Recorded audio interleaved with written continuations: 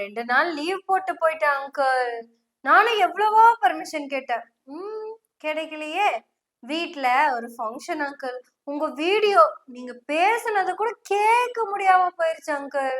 ஆனா பார்த்தவங்க எல்லாம் சூப்பரா பேசுனதா சொன்னாங்க. அதுவும் அந்த அக்கா அழுத அழுகாட்சி இருக்கே அங்கிள், அப்படி ஒரு அழுகாட்சி அங்கிள். இப்படி ஒரு ஈவெண்ட்ட உலகத்துல யாரும் பார்க்க முடியாது அங்கிள். என்னமா பேசினாரு தெரியுமா அப்படின்னு சொன்னாங்க அங்கிள். அந்த பஸ் இருக்குதுல்ல அங்கிள், அந்த 20 அடி ஹைட் பஸ், அதுதான் செம்ம சூப்பரா இருந்துச்சாமாங்க அங்கிள். கிரீஸே போட வேண்டாமாமா, ஒரு ஆள் தொத்திட்டு மேல ஏற முடியாது. அதையும் தாண்டி ஏறி வந்துட்டாங்கன்னு கேள்விப்பட்டேன். உண்மையா பொய்யான்னு எனக்கு தெரியல. ஆனா உலகத்துல எந்த அரசியல் தலைவருக்கும் நடக்காத ஒண்ணு விஜய் அவர்களுக்கு நடக்க போகுது அப்படின்னு என் உள் பக்ஷி சொல்லுது. அது என்னன்னா, எல்லா அரசியல் தலைவர்களும் எனக்கு ஓட்டு போடுங்கன்னு கேட்பாங்க. ஆனா விஜய், உங்க வாழ்க்கையில அது அப்படியே தலைகீழ நடக்க போகுது. டேய், என்னையாச்சும் ஓட்டு போட விடுங்கடா, டைம் நாளாச்சுடா, ப்ளீஸ்டா, அலோ மீ அப்படின்னு நீங்க கதற போறீங்க. ஒரு கட்சி தலைவர் எனக்கு ஓட்டு போடுங்கன்னு சொல்றது போய் என்னையாச்சும் ஓட்டு போட விடுங்கடான்னு சொல்றது எவ்வளவு பெரிய ட்ராஜடி அங்கிள். அதாவது தாவேகா கட்சி தலைவர் விஜய் கிட்ட ஒரு கோரிக்கை வைக்கணும்னு ஆசைப்பட்டிருக்கேன். நீங்க கொள்கை, அரசியல், கோட்பாடு இது எல்லாத்தையும் விட்டுருங்க.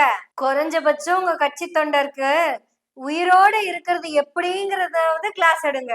ஏன்னா இந்த ஜப்பான், சைனா எல்லாம் பாத்தீங்கன்னா எமர்ஜென்சி சிச்சுவேஷன்ல எப்படி அதை ஹேண்டில் பண்ணும் அப்படிங்கிறது ஸ்கூல்லயே ஒரு கிளாஸா வச்சு எல்லா குழந்தைங்களுக்கும் சொல்லி கொடுப்பாங்களாமா. முதல்ல உங்க ஸ்டூடெண்ட்ஸுக்கு, உங்க தொண்டர்களுக்கு இல்ல ரசிகர்களுக்கு அத முதல்ல சொல்லி கொடுங்க தலைவரை.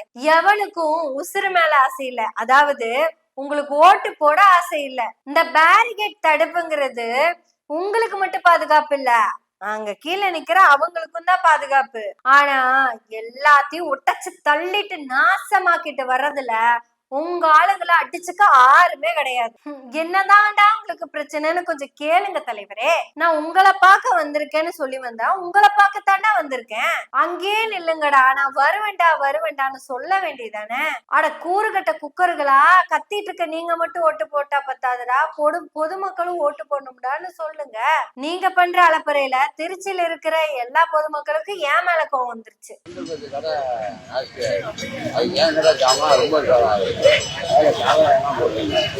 பல்பெல்லாம்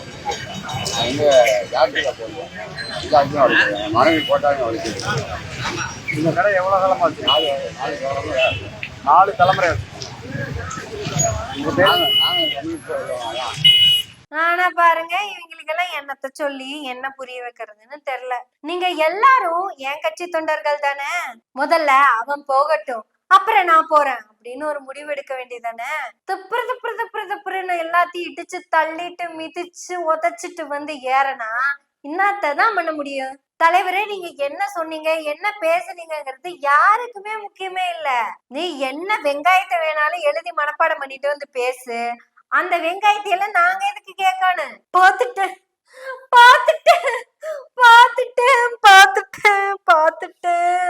என்னன்னா உங்களுக்கு எல்லாம் பிரச்சனை? சினிமால தான் க்ளோஸ் அப்ல பாத்துட்டு இருக்கிறீங்களே. இல்ல, என் தலைவனை நான் நேர்ல பாத்துட்டேன். அதுவும் எந்த தலைவர் தெரியுமா? 200 கோடியை விட்டுட்டு என்ன பார்க்க வந்த தலைவரை நான் பாத்துட்டேன். அந்த 200 கோடியும் நீ கொடுக்கறது தாண்டான்னு உனக்கு எப்படா சொல்லி புரிய வைக்கிறது.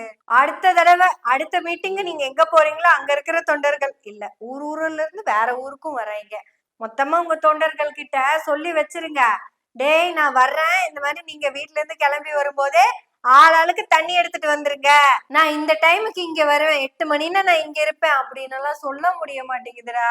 தொண்டர்கள் வெள்ளத்தில் நீந்தி வருவது நீந்துறது சுறாவுக்கே சிக்கல். அட, சுறாவே சிக்கல்ல இருந்துச்சு, படமே ஊத்திக்கிச்சுல, அதை மறந்துட்டு பாருங்க.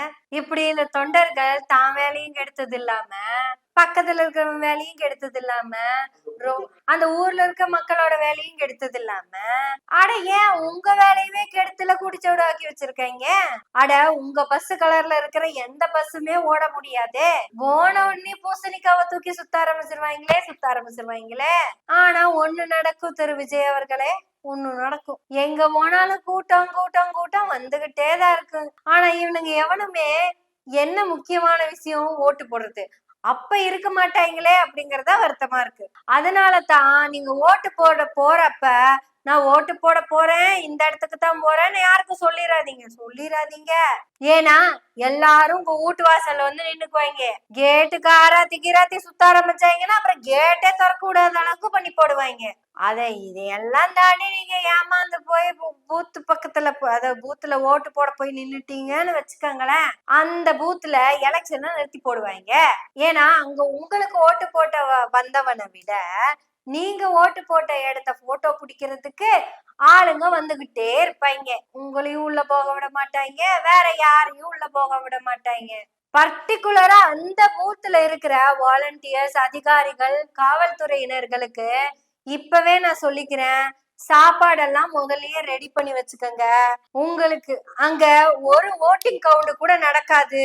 ஆனா மொத்த கூட்டமும் அங்கதான் நிக்கும். ஏய் எங்க தலைவன் வராண்டா, எங்க தலைவன் யாரு வர்றா அப்படி இப்படின்னு சொல்லி இவங்களே ஒதுக்கி விட்டு ஆனா இவங்களே கும்பலா நின்னுக்குவாங்க. இவனுங்களை தாண்டி ஒரு ஆள் கூட ஓட்டு போட போக முடியாது. அட சிஎம் கூட அழகா லைன்ல போய் நின்னு ஓட்டு போட்டுட்டு வந்துடலாமுங்க. சிம்பிளா முடிச்சு போயிடும். இத்தனை கோடி ரசிகர்களுடைய நடிகன் தாவேகாவின் தலைவர் ஓட்டு போட முடியுமா? முடியவே முடியாது. அப்புறம் mister Vijay, this is my personal advice to you. இனி உங்க வாழ்க்கையில நீங்க ஓட்டு கேட்கறது எல்லாம் மறந்துருங்க. முதல்ல நீங்க ஓட்டு போட முடியுமாங்கிறத யோசிங்க. அரசியல் படுத்துங்கள், உங்கள் தொண்டர்களை அரசியல் படுத்துங்கள். கொள்கை கோட்பாடுன்னு சொல்லிட்டு எல்லாம் கிடையாது. குறைஞ்சபட்சம் உசுரை காப்பாத்துறதுக்காவது கொஞ்சம் அடங்கி ஒதுங்கி நில்லுடா அப்படின்னு நீங்க எவ்வளவு சொல்லியும் கேட்காம அந்த அக்கா கூட்டத்துல குழந்தைய தூக்கிட்டு வந்து நின்னுச்சு பாத்தீங்களா? எதுக்கு? எல்லா பழியும் உங்க மேல தூக்கி போடுறதுக்குதான். என் தலைவன் வந்தா கூட்டம் கூடுச்சு, நாங்களும் கூட்டத்துக்குள்ள போனோம், மூச்சு திணறல் ஏற்பட்டுச்சு, நாங்க வாங்கி விழுந்துட்டோம். ஆனா ஒண்ணு தலைவா, உனக்கு இந்த கூட்டத்தை எல்லாம் பார்த்தப்ப சந்தோஷமா இருந்திருக்குமே. எதுக்கு சந்தோஷப்படுறீங்க? இல்ல எதுக்கு சந்தோஷப்படுறீங்கன்னு கேக்குறேன். இவனுங்க இப்படியே இருந்தானுங்கன்னா இவனுங்களும் ஓட்டு போட போக மாட்டாங்க, உங்களையும் போட விட மாட்டாங்க. தற்குறி அணில் குஞ்சுக. அப்புறம் அணில் குஞ்சுகளுக்கு அன்பான வேண்டுகோள், உங்க தலைவரை நீங்க பாக்குறதுக்கு எப்படி துடிக்கிறீங்களோ அதை விட மோசமாதான் பக்கத்து தெருக்காரனும் துடிச்சுக்கிட்டு இருப்பான். அதை விட மோசமாதான் அதுக்கு அடுத்த ஊருக்காரனும் துடிச்சுக்கிட்டு இருப்பான். நீங்க திருச்சியவே தாண்ட விடலைன்னா பெரம்பலூர் போறதுக்கு நைட்டு 10 மணி ஆகி போடுமா? 10 மணிக்கு மேல போய் யார பார்க்க போறாரு, என்ன பேச போறாரு? ஆனாலும் கூட்டம் அங்க வெயிட் பண்ணிக்கிட்டு தான் இருக்கும். பாவம் இவர் அங்க போனோம்ல அந்த நேரத்துக்கு. இந்த தற்கொலை அணில் குஞ்சுக உங்களையும் ஓட்டு போட விட மாட்டாங்க, அவங்களும் ஓட்டு போட மாட்டாங்க. அப்புறம் அணில் குஞ்சுகளுக்கு ஒரு வேண்டுகோள், உங்கள் தலைவர் உங்களுக்கு எவ்வளவு முக்கியமோ அந்த மாதிரி தான் ஒவ்வொருத்தங்களுக்குமே முக்கியம். தலைவரை பாக்குறது முக்கியமா, ஒரு கட்சி தலைவர் பேசுறது கேட்கறது முக்கியமா? அரசியல் என்பது கொள்கையும் தத்துவமும் கோட்பாடுகளும் தான், வெறும் திரை கவர்ச்சி அல்ல. பாத்துட்டாலே போதும்னு சொல்றதுக்கு உன் பசங்க படிக்கிறதுக்கு அவரு திட்டம் போடணும், அவரை பாத்துட்டாலே போதும்பா அப்படின்னு மட்டும் நினைச்சீங்கன்னா அவர் திட்டமே போட தேவையில்லை. தலைவனை கேள்வி கேட்கணும். ஆனா நீங்க அவர் பேசுறதவே கேட்க மாட்டேங்கிறீங்க, அப்புறம் எங்க போய் கேள்வி கேட்கறது? தலைவர் பேசுறத கேளுங்க, அவர் சொல்றத கேளுங்க, சொன்னபடி நடங்க.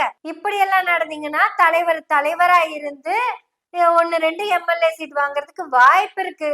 அதுவும் வாய்ப்பு தான் இருக்கே ஒழிய வேற எதுவும் இல்ல. ஏன் தெரியுமா? உங்களுக்கு மட்டும் இல்ல, உங்க தலைவருக்கே அரசியல் அறிவு இல்ல. அதனால அரசியல் அறிவை 2 பேரும் எடுத்துக்கோங்க. இல்ல முதல்ல படிங்க, அப்புறம் அரசியலா என்னங்கறத எடுத்துக்கலாம். ஏங்க இதுவும் புன்னகையோட தாங்க சொல்றேன். ஏன் தெரியுமா? நான் புன்னகை சேனல்ல பேசிட்டு இருக்கேன். நம்ம புன்னகை சேனலுக்கு சப்ஸ்கிரைப் பண்ணி பெல் பட்டனை அழுத்தி ஆதரவுகளை கொடுத்துக்கிட்டே இருங்க. நன்றி, வணக்கம்.